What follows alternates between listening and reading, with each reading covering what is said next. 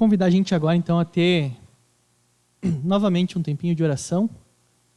E agora com o intuito da gente esquecer um pouco lá fora, né? Aqui dentro a gente pode criar, vamos dizer assim, agora, pelo menos nesse momento, uma bolha, né? Espero que assim a gente consiga e focar no que realmente importa, né? Às vezes, aquilo que a gente compartilha com as pessoas, falando que isso é importante, a gente sabe que às vezes na prática é mais difícil, né? Então eu vou dar aí 2 minutinhos para tu meditar, tentar se conectar com Deus, né? Para dar realmente o louvor que é devido a Ele, ok?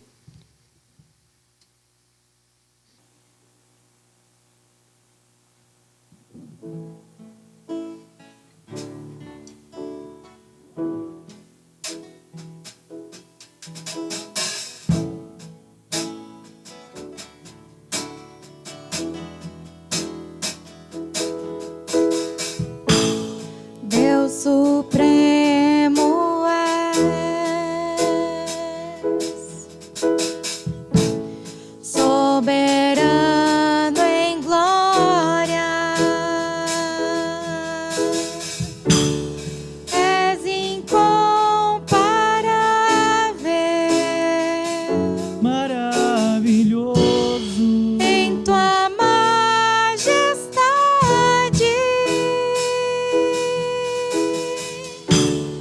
És incomparável, maravilhoso em tua formosura.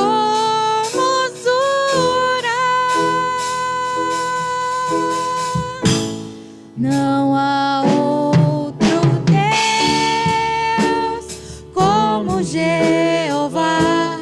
Não há outro Deus além do Senhor. Não há no céu, não há na terra, não há no mar Deus como o Senhor.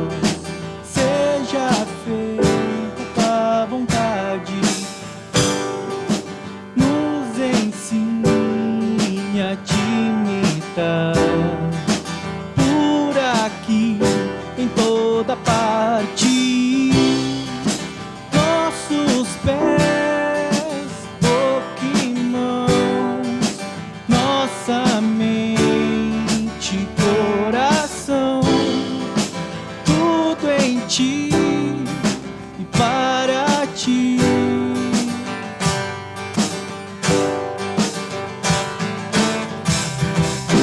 Venha sobre nós teu reino, faz brilhar em nós a tua luz. Quem pode esconder uma casa sobre um monte?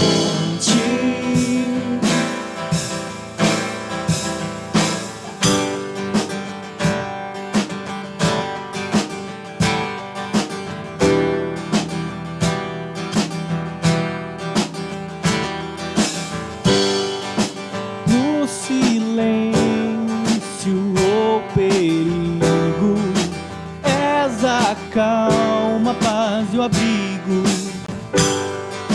És amor em ação, esperança e a canção dos que choram. És consolo e dos famintos profusão, dos perdidos salvação.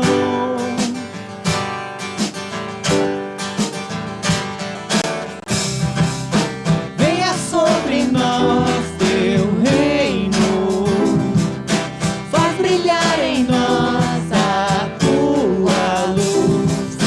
Quem pode esconder uma casa sobre um monte?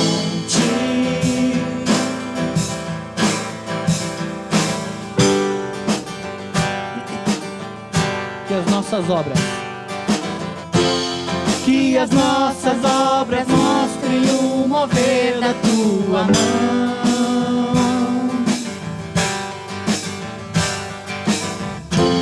Como o sal que dá sabor e a luz que brilha aponta para o teu amor.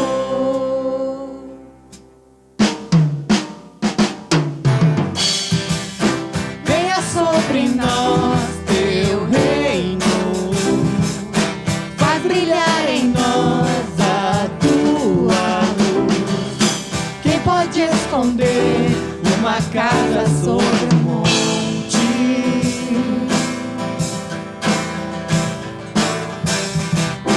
Venha sobre nós teu reino, faz brilhar em nós a tua luz. Quem pode esconder uma casa sobre um monte?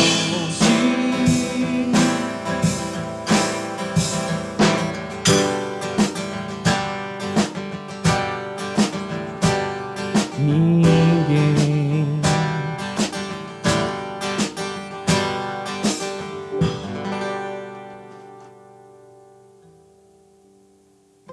Segunda música era das crianças. Criançada, agora é a nossa vez. Tem uma música que fala, que eu particularmente gosto muito. Sou feliz.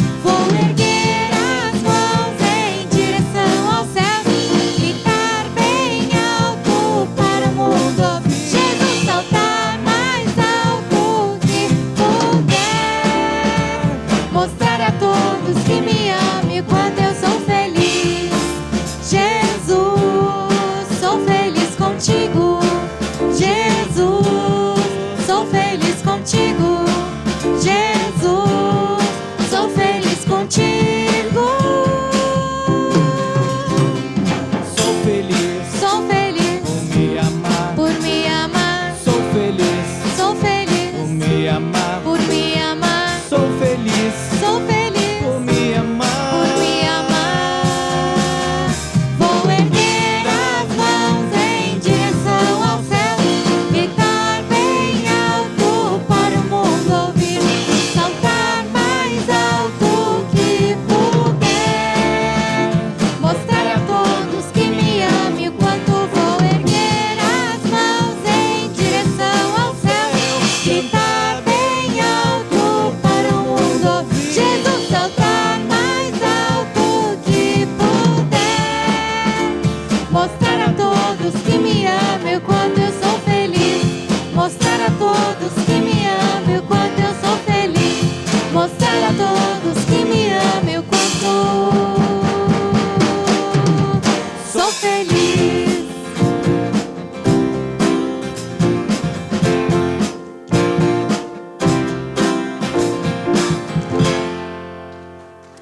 Isso aí. Obrigado.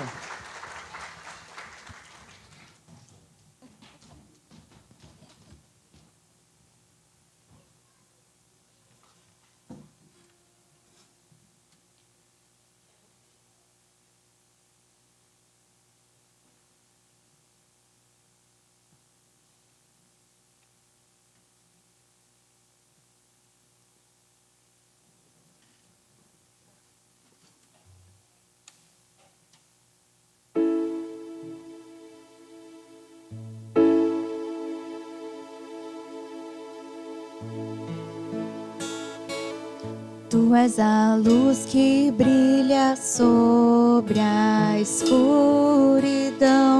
Tu és a paz que acalma todo coração.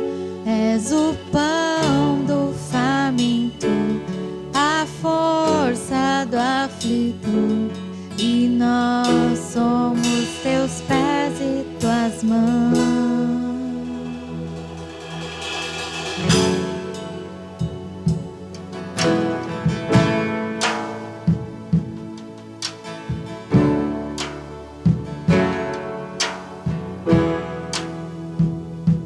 Somos teu povo, a tua igreja. Tua luz brilha sobre nós. O mesmo corpo, um só Espírito. O Senhor e Rei. Faça a tua vontade através de nós. Que o teu reino venha, que o teu reino venha. Faça a tua vontade através de nós.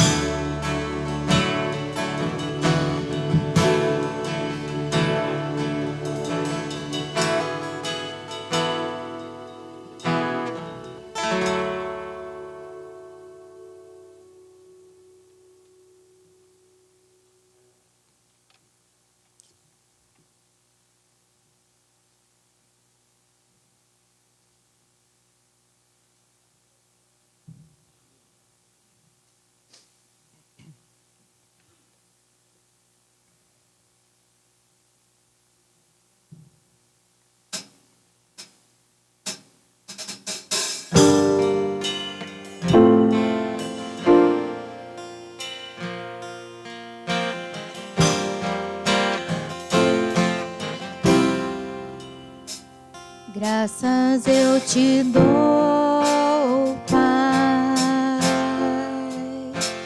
pelo preço que pago, sacrifício de amor que me comprou, ungido do Senhor, pelos cravos em tuas mãos.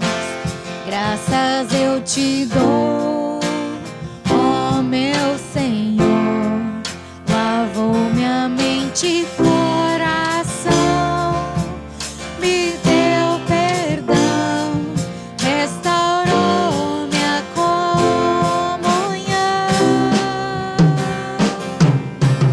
Digno é o Senhor, sobre o trono está, soberano Criador, vou sempre te adorar. Elevo minhas mãos ao Cristo que venceu, Cordeiro de Deus morreu por mim,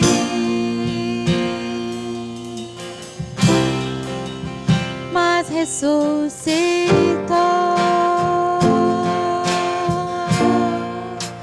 Digno é o Senhor, pelos cravos em tuas mãos. Graças eu te dou, ó meu Senhor, lavou minha mente e coração, me deu perdão, restaurou minha comunhão. Digno é o Senhor, sobre o trono está, soberano Criador, vou sempre te adorar. Elevo minhas mãos ao Cristo que venceu, Cordeiro de Deus morreu por mim, mas ressuscitou.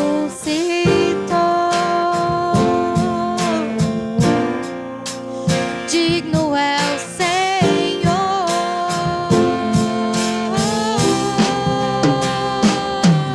elevo minhas mãos ao Cristo que venceu, Cordeiro de Deus morreu por mim, mas ressuscitou.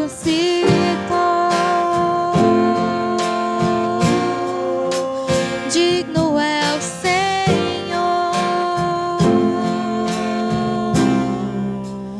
mas ressuscitou.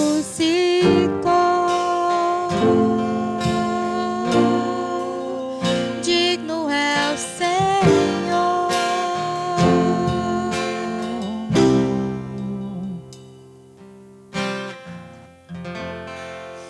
Senhor Deus e Pai, quem aqui, Pai, é digno de todas essas coisas que cantamos, Pai? Somente Tu.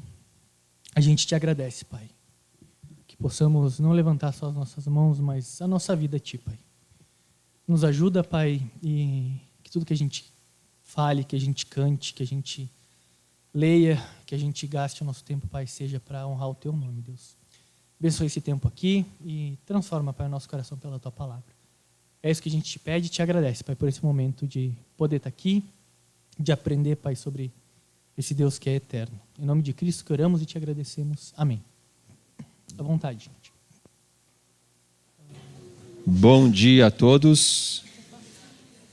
Estão me ouvindo bem? Ok. Hoje é a nossa última mensagem da nossa série de Salmos. E a partir da semana que vem, então, nós daremos início a uma nova série chamada Encontros com Jesus. E nessa nova série nós vamos pegar os textos em que Jesus conversa com alguém, tem um encontro com alguém, e qual foi o impacto desse encontro. Então, uma série muito interessante, muito legal, que mostra o amor de Deus, como Ele nos ama de uma maneira pessoal e como Ele pode transformar a nossa vida. Mas vamos falar hoje do Salmo 146, a última mensagem, então, da nossa série de Salmos. Eu quero convidar você para abrir a sua Bíblia, então, ali. E o tema é O Senhor Reina. Salmo 146. Diz assim a palavra de Deus. Aleluia! Louve, ó minha alma, o Senhor. Louvarei o Senhor por toda a minha vida. Cantarei louvores ao meu Deus enquanto eu viver. Não confiem em príncipes, em meros mortais, incapazes de salvar. Quando o espírito deles se vai, eles voltam ao pó. Naquele mesmo dia acabam-se os seus planos. Como é feliz aquele cujo auxílio é o Deus de Jacó, cuja esperança está no Senhor, no seu Deus, que fez os céus e a terra, o mar e tudo que neles há, e que mantém a sua fidelidade para sempre. Ele defende a causa dos oprimidos e dá alimento aos famintos. O Senhor liberta os presos, o Senhor dá vista aos cegos, o Senhor levanta os abatidos, o Senhor ama os justos, o Senhor protege o estrangeiro e sustém o órfão e a viúva, mas frustra o propósito dos ímpios. O Senhor reina para sempre. O teu Deus, ó Sião, reina de geração em geração. Aleluia. Amém. O Salmo 146, ele nos ensina que a nossa vida espiritual, ela possui também uma dimensão social. O salmista, ele começa ali no versículo 1, adorando a Deus, ele começa dizendo, aleluia, louve, ó minha alma, ao Senhor. Ele começa com um momento de adoração. Versículo 2, ele fala do seu compromisso de adorar a Deus por toda a sua vida. Depois, nos versículos de 3 a 6, ele reafirma a sua confiança em Deus e não em líderes humanos. E em seguida, ele apresenta Deus como aquele que se preocupa não apenas com as necessidades espirituais das pessoas, mas também com as suas necessidades materiais, com as suas necessidades físicas e sociais. É isso que dizem os versículos de 7 a 9. E o interessante é que o Salmo 146, ele é uma amostra daquilo que nós encontramos por toda a Bíblia. O Salmo 146, ele não é uma exceção. Ele não é um salmo que fala de coisas que são pouco mencionadas na palavra de Deus. Muito pelo contrário, ele é uma amostra daquilo que nós encontramos em toda a Bíblia. A Bíblia, ela nos ensina uma espiritualidade que contempla tanto o nosso amor por Deus, quanto o nosso amor pelo nosso próximo. A espiritualidade cristã, ela não é nem individualista, nem escapista. A vida com Deus, ela é uma vida individual, no sentido de que cada um de nós precisa ter o encontro pessoal com Deus. Eu não posso me converter por você, eu não posso crescer no relacionamento com Deus por você. Cada um de nós precisa individualmente ter a sua vida com Deus. Mas isso não significa ser individualista. E quando nós nos convertemos a Deus, Deus nos converte ao nosso próximo. Quando nós nos convertemos a Deus, nós nos convertemos ao nosso próximo. Principalmente numa sociedade profundamente individualista, como é a nossa sociedade. Uma das transformações que Cristo faz é, para aquele que é egoísta, para aquele que é egocêntrico, para aquele que é individualista, quando ele conhece a Cristo, ele abre os seus olhos para a necessidade das pessoas, para as pessoas ao seu redor, para o sofrimento do próximo. E a espiritualidade cristã, ela também não é escapista. Nós cremos que Jesus vai voltar. A Bíblia é um livro que fala de esperança, e eu gosto, até coloquei aqui no meu esboço, eu gosto de escrever a palavra esperança com a letra maiúscula, esperança com E maiúsculo. Porque existem dois tipos de esperança, a esperança do brasileiro e a esperança bíblica. A esperança do brasileiro é aquela esperança com E minúsculo. É aquela esperança que a gente espera, e sabe Deus quanto tempo mais nós vamos ficar esperando. Mas a esperança cristã é uma esperança com E maiúsculo, porque ela é uma certeza. Um dia Jesus, ele vai voltar. E ele vai eliminar o mal.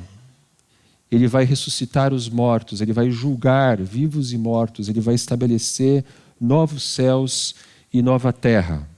Mas isso não significa que o cristão seja uma espécie de avestruz que esconde a cabeça embaixo da terra e não olha para os problemas. Isso seria o escapismo. Nós não somos escapistas. O cristão, ele não foge dos problemas, ele não foge da realidade olhando apenas para o céu, esperando apenas o céu.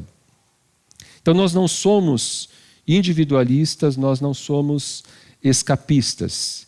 E a Bíblia, ela possui uma forte ética social. Eu gostaria de olhar com vocês alguns textos para justamente mostrar aquilo que eu acabei de dizer, que o Salmo 146, ele é uma amostra do que a Bíblia inteira ensina. E o primeiro texto que eu quero olhar com vocês, você pode abrir a sua Bíblia comigo lá, é Levítico, capítulo 19.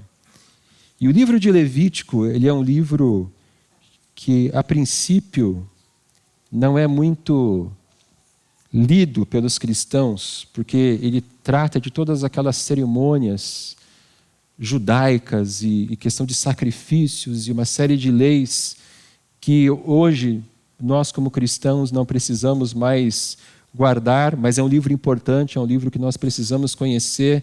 Mas quando nós chegamos no capítulo 19 de Levítico, nós encontramos uma das leis mais avançadas para a época. Levítico capítulo 19, de 9 a 18, diz assim: quando fizerem a colheita da sua terra, não colham até as extremidades da sua lavoura, nem ajuntem as espigas caídas de sua colheita.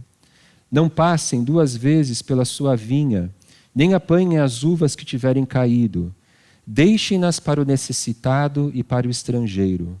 Eu sou o Senhor, o Deus de vocês. Não furtem, não mintam, não enganem uns aos outros.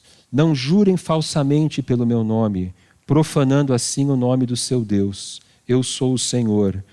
Não oprimam nem roubem o seu próximo. Não retenham até amanhã do dia seguinte o pagamento de um diarista.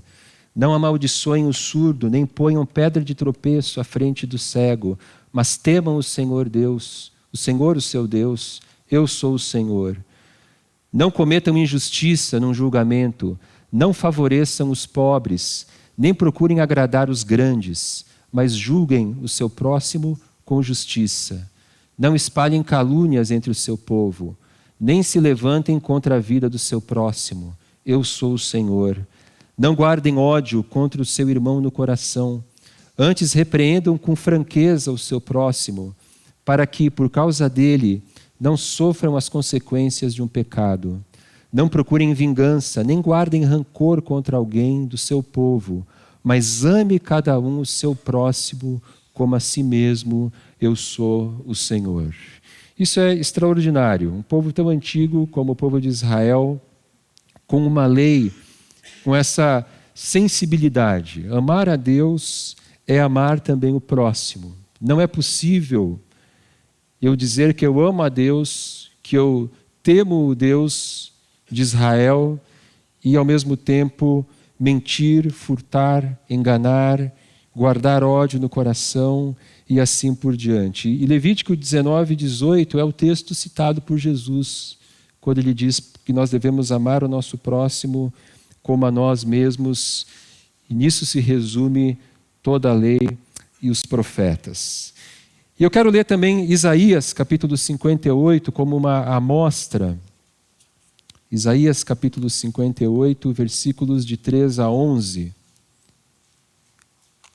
Uma pequena amostra da lei e dos profetas. E você que já leu o Velho Testamento várias vezes, sabe que os profetas deram muita ênfase à questão da justiça social.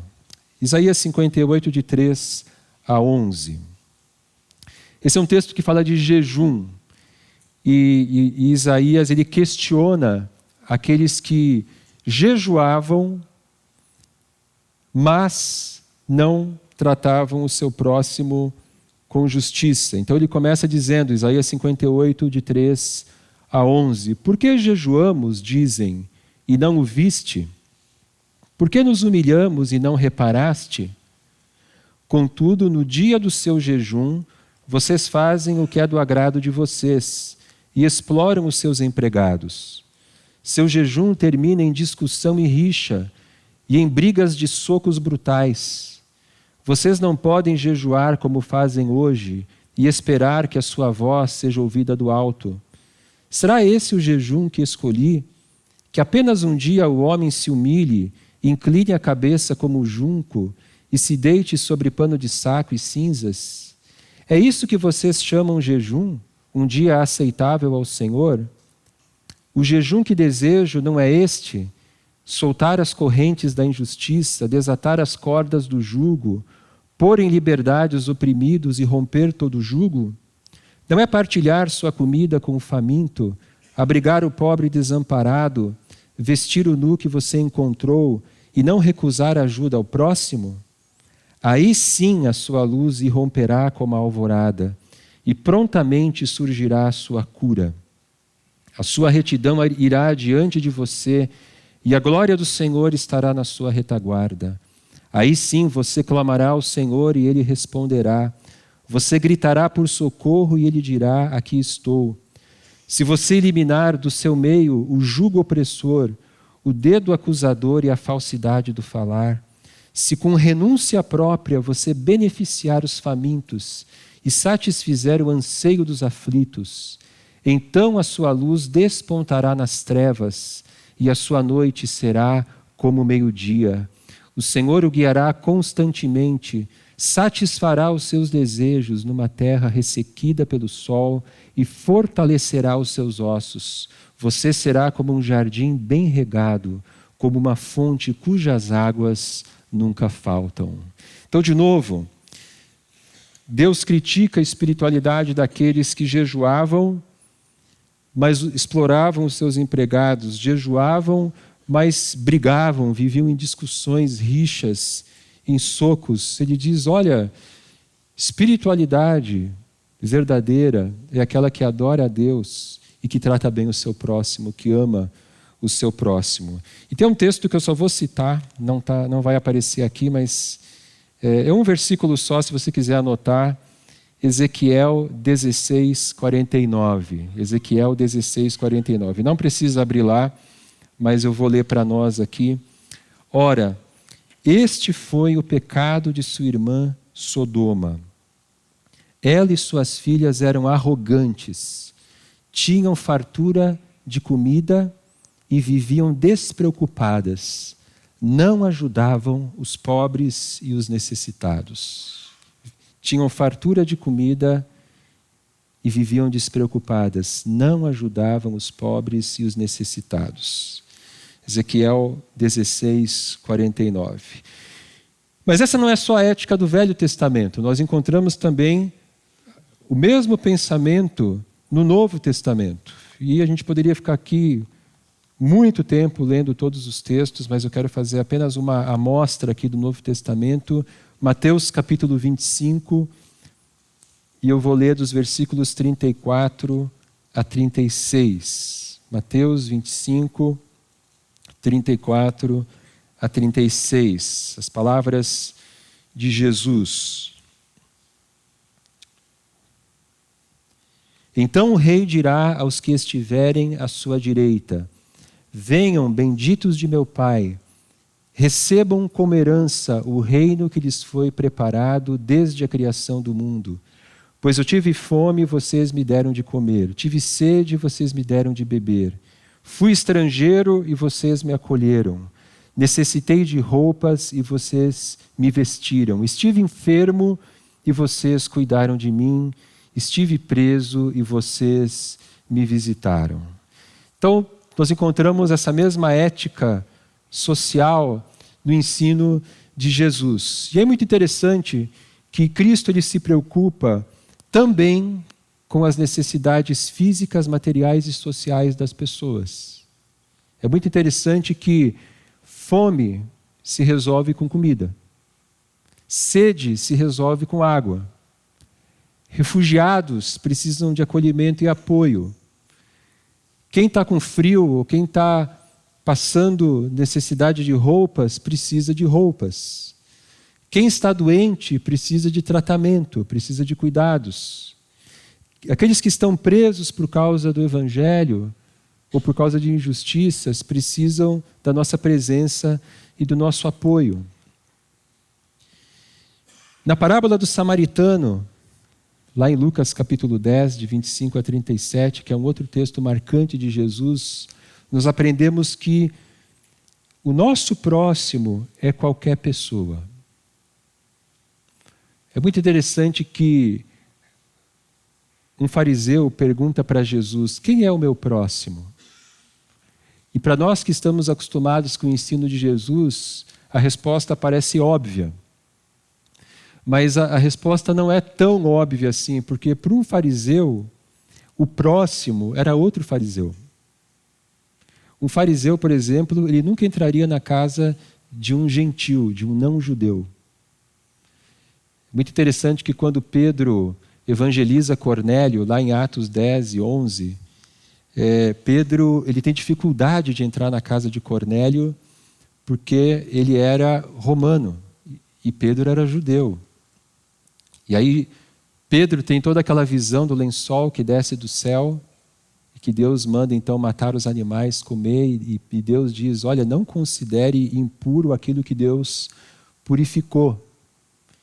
E aí Pedro toma coragem e ele entra na casa de Cornélio. Mas é muito interessante que depois, quando a gente lê Atos capítulo 11, Pedro tem que se explicar para o pessoal de Jerusalém.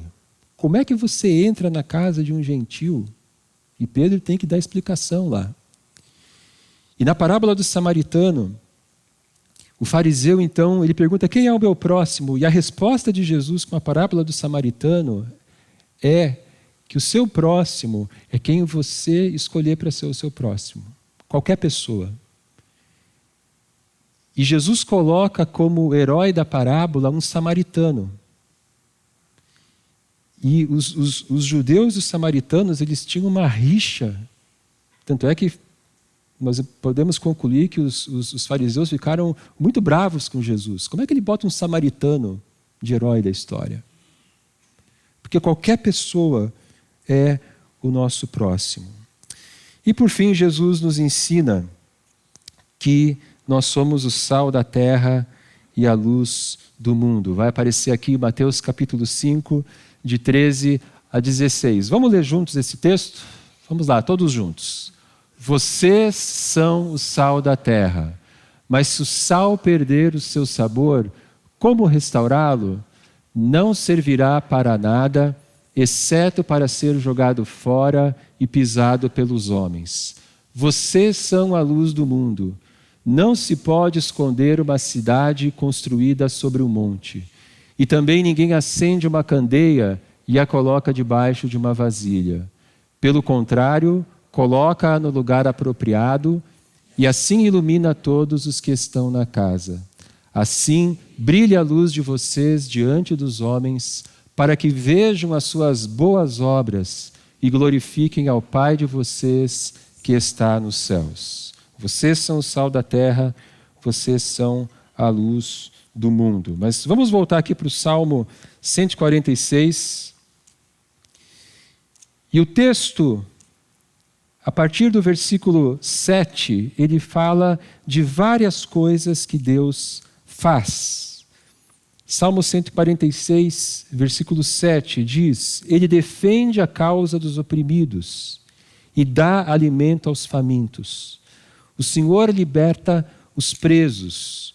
O Senhor dá vista aos cegos. O Senhor levanta os abatidos. O Senhor ama os justos. O Senhor protege o estrangeiro e sustém o órfão e a viúva, mas frustra o propósito dos ímpios. E a pergunta que a gente faz é a seguinte: como Deus realiza essas coisas? Como que Deus faz estas coisas? E a resposta é por meio do seu povo. Deus realiza essas coisas por meio de mim e de você. Nós somos o corpo de Cristo. E como nós cantamos hoje, nós somos os pés e as mãos de Jesus. Nós somos os olhos de Jesus, que veem o sofrimento das pessoas. Nós somos os ouvidos de Jesus que escutam a dor das pessoas. Os pés que vão até os necessitados, as mãos que servem aqueles que precisam de ajuda. O texto diz que ele defende a causa dos oprimidos. E aí nós precisamos nos perguntar: existe alguma situação, sabemos de alguma situação em que pessoas estão sendo maltratadas, oprimidas? Existe alguma coisa que nós possamos fazer por essas pessoas, tanto individualmente quanto como igreja? Ele dá alimento aos famintos. Existem pessoas que estão passando necessidade, nós sabemos de alguém que precisa de comida. Ele liberta os presos, e os presos aqui são aqueles que foram presos injustamente ou que estão debaixo de alguma opressão, de alguma injustiça. Pode ser uma mulher que esteja sofrendo violência doméstica, pode ser uma pessoa que está presa numa situação de vida indigna. E quando nós ajudamos alguém assim, numa situação como essas, nós estamos libertando os cativos. E a prisão também pode ter um sentido espiritual, claro, existem pessoas que estão presas por Satanás, numa prisão espiritual, e quando nós anunciamos o Evangelho, nós libertamos essas pessoas do cativeiro. Eu penso, por exemplo, que hoje a dependência química é uma das piores prisões que um ser humano pode viver, e uma das principais causas, cada vez mais, dos crimes. E eu agradeço a Deus pelo Pra Vida, por esse ministério que trabalha com pessoas dependentes químicos. Essa é uma maneira de libertar aqueles que estão cativos. Nós podemos orar, nós podemos apoiar os cristãos perseguidos, nós temos apoiado o ministério de Portas Abertas, dos nossos irmãos que sofrem perseguição no mundo todo. Ele dá vista aos cegos, e essa cegueira pode ser física ou espiritual. Ele levanta os abatidos. Deus se preocupa também com a nossa saúde emocional, com a nossa vida emocional. Ele é o Deus que levanta os abatidos. Existe alguém que precisa de apoio, que precisa de um encorajamento, que precisa de um ouvido, que precisa de alguém junto dela? A Bíblia diz que nós devemos nos alegrar com aqueles que se alegram e chorar com os que choram. Romanos 12, 15. A Bíblia diz que nós devemos encorajar os desanimados e ajudar os fracos. 1 Tessalonicenses 5, 14. O Senhor protege o estrangeiro. O estrangeiro, ele é uma pessoa que vive numa situação de vulnerabilidade muito grande, porque ele está num país que não é dele, ele precisa falar uma língua que não é a língua materna dele, e se para nós brasileiros já é difícil, imagina uma pessoa vindo de fora. E graças a Deus que nós, como aliança, temos acolhido, apoiado, principalmente os venezuelanos, não apenas, mas principalmente os venezuelanos.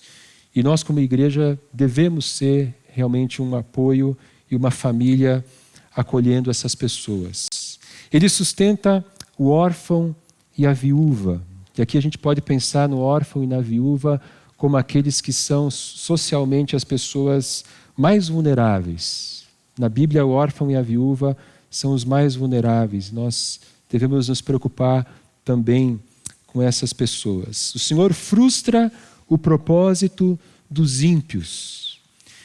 Existem pessoas maldosas que se aproveitam de outras pessoas.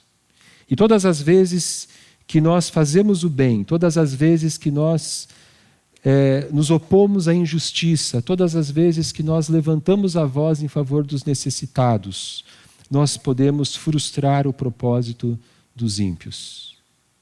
Então, como Deus realiza essas coisas? Resposta: através de mim e de você, através da igreja que é o seu corpo. E o Salmo termina com o versículo 10. Ele diz: o Senhor reina para sempre. O teu Deus, ó Sião, reina de geração em geração. Aleluia. E o Salmo expressa uma verdade que também é a verdade do Novo Testamento. Cristo, ele já reina hoje. Com a sua morte na cruz, Cristo se torna rei. Com a sua ressurreição, ele é exaltado. Tanto é que, quando ele encontra os discípulos, lá em Mateus capítulo 28, ele diz: toda autoridade me foi dada no céu e na terra. Cristo, ele é o Senhor. Ele não é uma forma de dizer, é uma realidade. Toda autoridade me foi dada no céu e na terra. Cristo, ele já reina hoje. E um dia ele voltará e ele estabelecerá o seu reino plenamente. E ele eliminará o mal. Quando Cristo voltar, toda a injustiça, todo o mal serão banidos. 1 Coríntios capítulo 15, Apocalipse 21 e 22. E o que a gente faz hoje? Enquanto nós aguardamos a volta de Jesus, a nossa missão como igreja é anunciar o Evangelho e sermos sinal do reino de Deus na sociedade. O que significa isso na prática? Nós não temos o poder de estabelecer o reino de Deus no mundo. Nós não temos essa pretensão, não somos nós que vamos estabelecer o reino de Deus. Só Jesus pode fazer isso e ele o fará na sua segunda vinda. Mas nós podemos deixar sinais do amor de Deus, sinais da presença do reino de Deus, por meio das nossas ações, por meio de projetos que promovem os valores do reino de Deus. Então, quando nós lutamos em favor da libertação dos dependentes químicos, isso é um sinal da presença do reino de Deus. Quando nós socorremos uma família em necessidade que está passando fome e damos comida para essa família e ajudamos as pessoas dessa família a conseguir um emprego e a conseguir se manter com seus próprios, a conseguir seus próprios recursos, isso é um sinal da presença do reino de Deus. E todo o bem que nós pudermos fazer é esse sinal da presença do reino de Deus, porque Cristo, ele já reina hoje. Quero terminar usando o exemplo de um homem do passado chamado John Wesley. Muitos de vocês com certeza já ouviram falar. John Wesley, ele é um homem do século XVIII, ele foi o líder do avivamento inglês e o fundador da igreja metodista. E tem uma coisa muito interessante sobre Wesley, que os historiadores, e os historiadores que não são cristãos, cristãos e não cristãos, eles dizem que a Inglaterra só não passou por uma revolução sangrenta, como aconteceu na França, a Revolução Francesa. A Inglaterra só não passou por uma revolução sangrenta por causa da pregação e do avivamento espiritual realizado por Deus através de John Wesley. Ele foi um evangelista, ele pregava nas ruas, ele pregava nas igrejas. E a pregação de Wesley trouxe um impacto profundo na sociedade inglesa, nas instituições da Inglaterra. E é muito interessante que as pessoas se convertiam e ele então organizava essas pessoas em pequenos grupos, muito parecidos com os nossos grupos células. E Wesley então, ele ensinava que o cristão cresce na graça de Deus ao praticar obras de piedade e obras de misericórdia ao mesmo tempo. E é muito interessante, pode colocar o próximo slide? Obras de piedade e obras de misericórdia. O que Wesley chamava de obras de piedade? Oração, estudo bíblico, participar da ceia, jejum, participar da comunidade cristã e buscar uma vida saudável. E ele também falava das obras de misericórdia. Fazer o bem, visitar doentes e prisioneiros, vestir e alimentar os necessitados, trabalhar, economizar e doar o máximo possível. E aí tem uma curiosidade interessante de John Wesley, que ele tinha um limite da conta bancária dele. Ele não queria ter na sua conta mais do que um valor X. E todas as vezes que ultrapassava aquele valor, ele dava. Ele não podia ter mais do que aquilo. E fazer oposição à escravidão, porque Wesley, ele era da época em que ainda havia escravidão e ele foi um grande opositor à escravidão na Inglaterra. E isso estava incluído na sua agenda. Mas o mais interessante é que Wesley nunca separou as disciplinas espirituais de uma visão social. Ser cristão não é só ir na igreja, não é só orar, não é só jejuar, não é só participar da ceia. Ser cristão é também fazer o bem.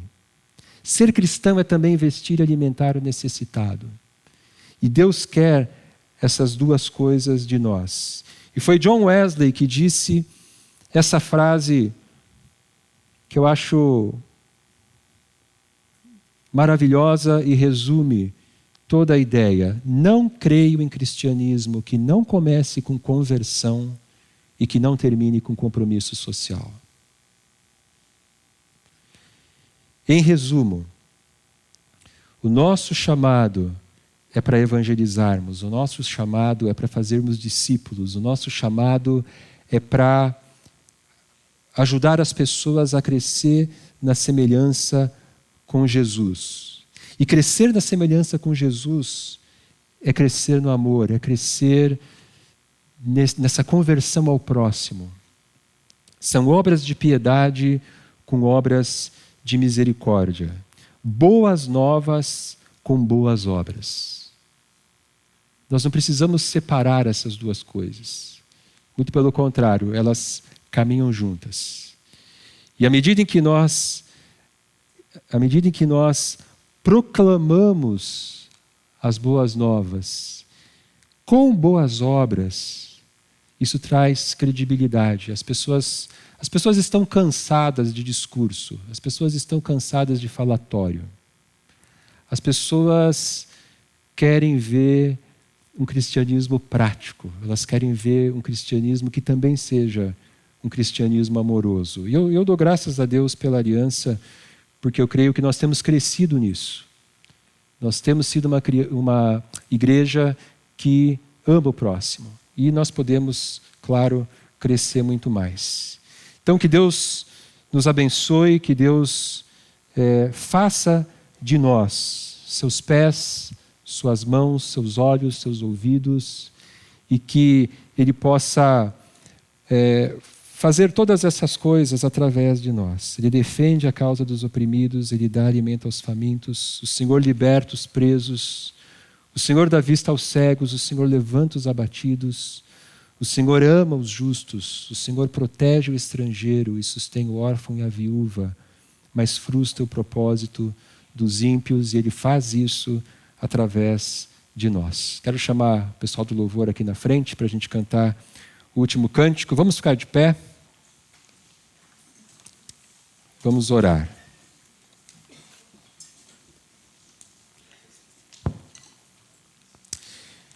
Obrigado, Senhor, pela Tua palavra. Obrigado porque o Senhor nos ensina uma vida cristã que não é apenas uma vida individualista, mas uma vida cristã que realmente olha para fora e ama as pessoas.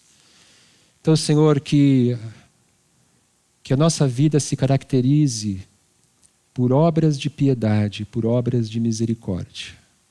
Que nós sejamos sal da terra, que nós sejamos luz do mundo, que nós sejamos instrumentos Teus para levar o Teu Evangelho, para levar a mensagem da salvação e também para aliviar o sofrimento das pessoas, para mostrar para as pessoas que Cristo reina, para sermos sinais do Teu reino na nossa sociedade, que as pessoas olhem para a aliança e digam: essa é uma igreja que prega o Evangelho e vive o Evangelho. Essa é uma igreja de pessoas que falam de Jesus e vivem Jesus. É o que nós te pedimos em Teu nome, Senhor. Amém.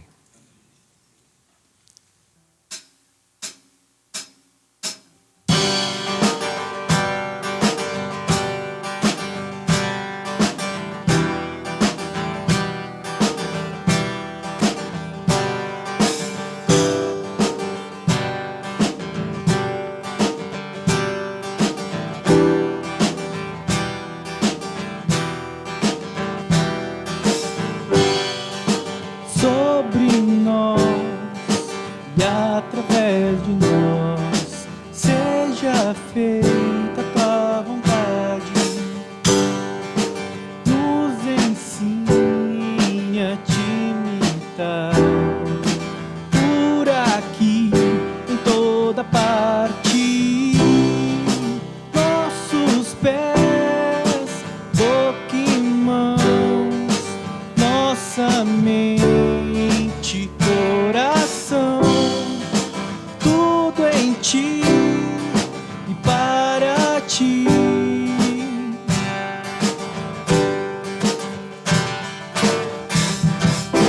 Venha sobre nós Teu reino, faz brilhar em nós a Tua luz. Quem pode esconder uma casa sobre o monte?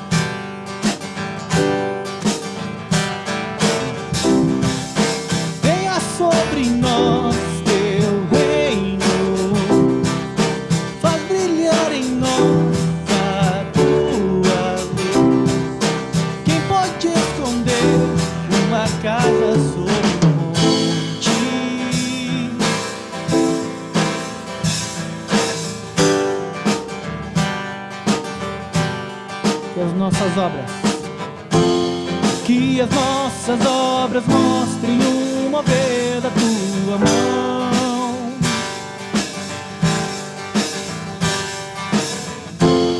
Como sal que dá sabor e a luz que brilha aponta para o teu amor.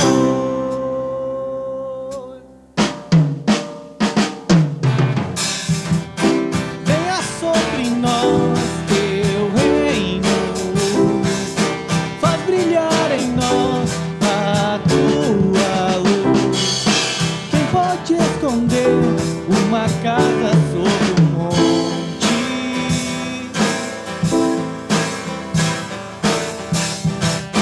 Venha sobre nós teu reino, faz brilhar em nós a tua luz. Quem pode esconder uma casa sobre um monte?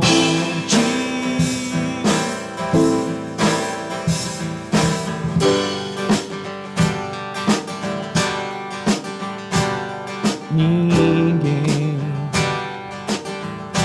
Uma boa semana, gente.